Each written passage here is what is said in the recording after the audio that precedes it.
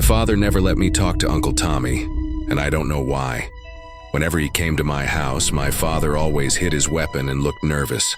My uncle sometimes hugged me tightly, which made me feel very uncomfortable.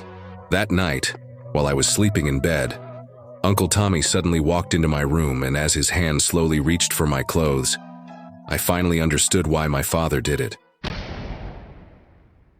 Remember, you can't talk to him unless I'm around. Okay, Dad. The front door opened at this time, and Uncle Tommy was standing in the doorway. He was sweating profusely, looking so tired that he didn't even have time to drag his costume to work at his amusement park. I remember Uncle Tommy would often visit us since my mother passed away. Uncle Tommy was my mother's biological brother, and he seemed to have a special attachment to his mother since he was a child.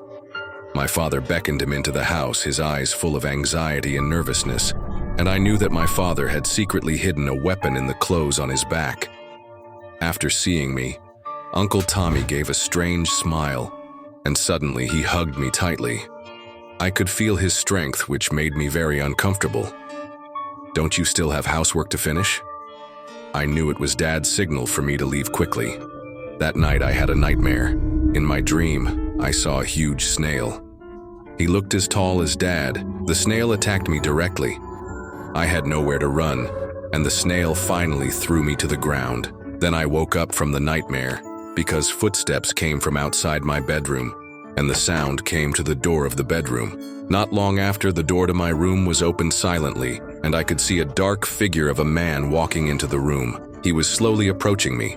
I was so scared that I didn't dare to make any movements. I just silently prayed that he would leave by himself, but in fact, he suddenly reached out and touched me, slowly lifting the sleeve of my pajamas.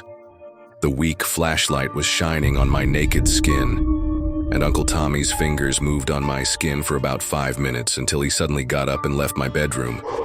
The next day, Uncle Tommy left.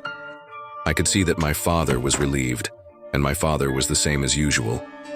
Over the years, I got used to this life, but it got worse after my mother passed away. When I looked at myself in the mirror, I knew what Uncle Tommy was looking for that night.